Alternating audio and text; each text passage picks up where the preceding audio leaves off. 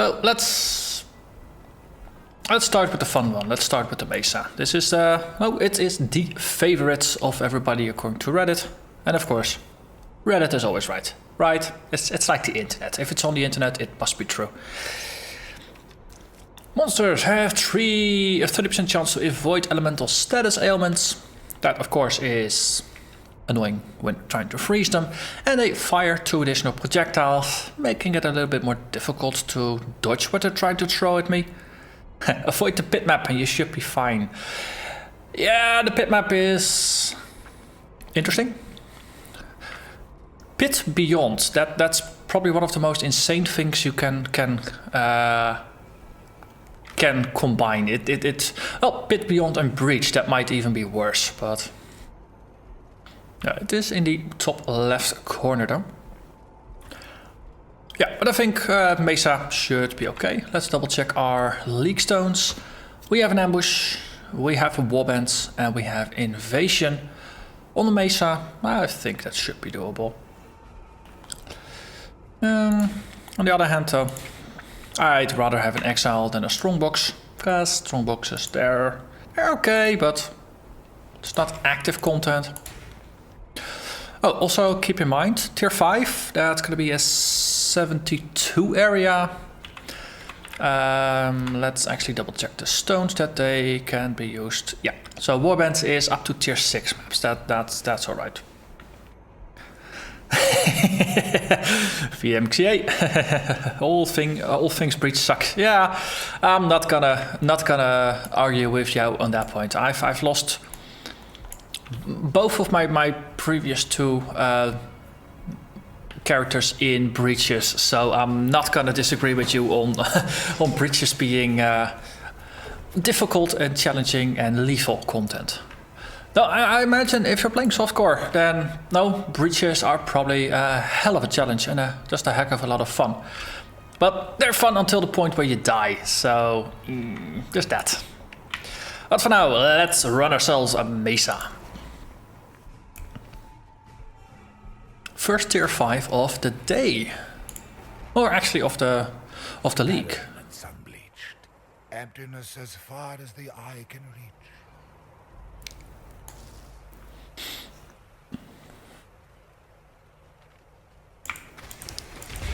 Whoa!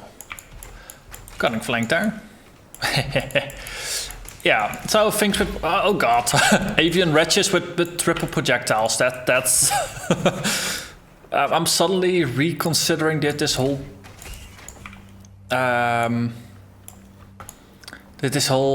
how difficult could multiple projectiles be thing. Okay, so upside. Golems don't have projectiles.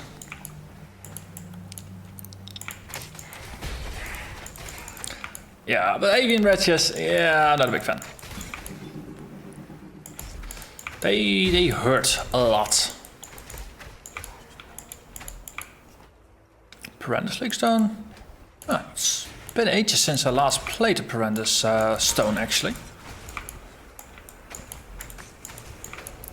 But of course, I probably should pick up the Perandus stones because I think there's still a couple of Perandus coffers I still need to open. And they might be map specific, yes. Okay, Vol's Fallen.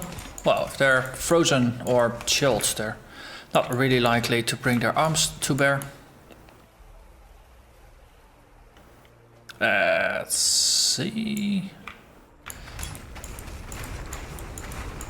Yeah, poor golems. They barely have a chance to actually stand up. It's almost like feel like I'm a little bit of a bully against those guys because they just don't have a chance. And yes, they do have a bunch of health, but no, they get hit, they get chilled, and after that they're done. Because then the animation for getting up takes even longer. Only thing worse I could do to them is temp change to just make them inherently even slower. Okay, little monkeys throw things. Also acid legs. Yeah, Let's focus on the danger first. So 2 additional projectiles, but it looks like they're shooting 5. No, actually just not. There were just 2 shooting at the same time.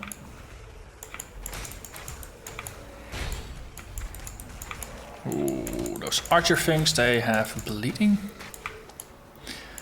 Okay. Ah. So both of my characters were underpowered. Well, for dealing with breaches, maybe. Combination of the Plague Summoner really didn't have a lot of recovery. So yeah, just getting swamped in breaches, just didn't really have the opportunity to make strategic withdrawals. That's the my biggest issue with breaches is that you get surrounded and there's no way out. And that really doesn't work for my preferred playstyle, because I'd like to be able to just make a tactical withdrawal if things go south. And just run away, regroup, and then go back in. With a breach, you can't do that unless you actually portal out.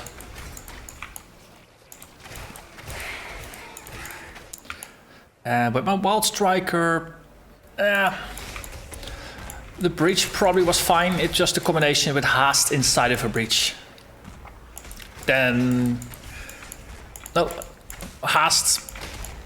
No, it's doable. It's very doable, but you do want to have some maneuvering space, and if you're then inside of a toll breach, it just doubles up in a less than positive way. Hello there, Drogosso. Yep, you're frozen in midair. That's the best freeze. Midair freeze, best freeze.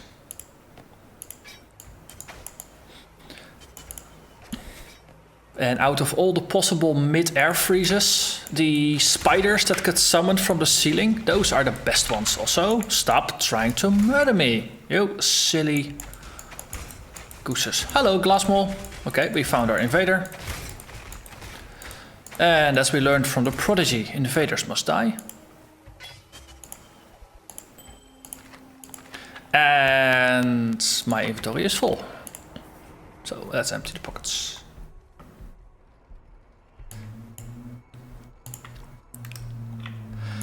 Yeah, taking things on too much too soon, that's definitely another way to put it. Let's see. These are things that we can just sort away instantly. So bloodlines, that's going to be useful. I probably want to run that pretty soon. And acid lakes, that's tier 4 content. That's just going to be for the collection. And back in. But yeah, with breaches, it's really easy to take on too much too soon anyway, because there's quite a lot of variance in the difficulty of breaches. Sometimes a breach is really sparsely populated and you're just struggling to find breach mobs. Other times, there's just it's almost like you're just getting completely swamped, and it's all the monsters that you were actually hoping were there in those empty breaches. They all appear at once in the breach where you don't want to have them. And of course, there's the 5 different elements. The toll breaches with snow, a lot of cold damage, and therefore a lot of slow. Definitely makes it interesting.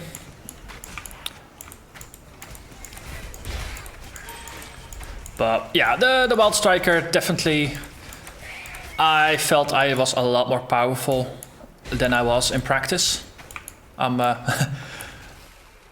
gonna disagree with that assessment either, though.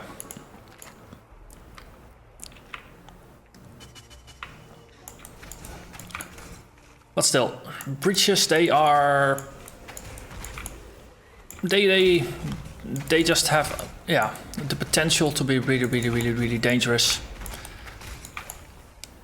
And then porting out is one of the only ways that you can actually get out of it, because running out of it, then you got the whole invisible monsters problem that you'd rather not get into either. So running out, then portaling might be a possibility as well. But Yeah. But I think it's actually one of the few mechanics in the game where you have a amount of monsters that's, well, I was gonna say effectively it's limitless, but that's not really it either. Okay, this is also annoying, having to melee these guys. But they do keep swarming in from all sides, and the faster you kill them, the more keep swarming in.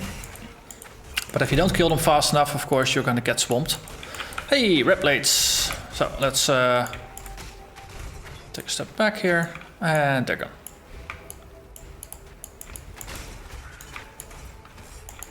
There we are, knitted horror.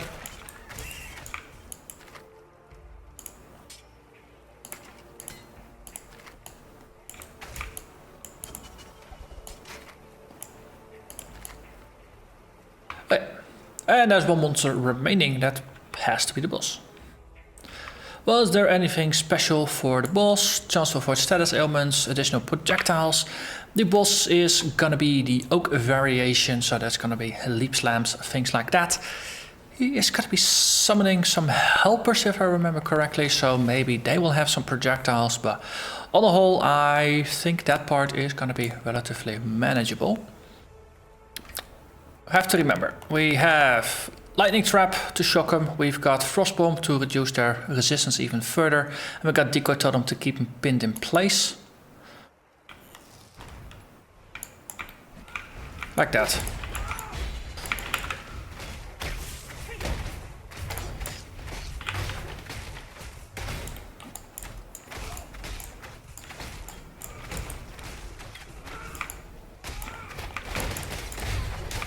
Okay, note to self, don't get hit too much. I don't think not getting hit is really an option here. And that sounds like we killed him. Exactly. We got ourselves a canyon. I like the canyon. And even if I didn't like the canyon, I probably would have to run it anyway at some point.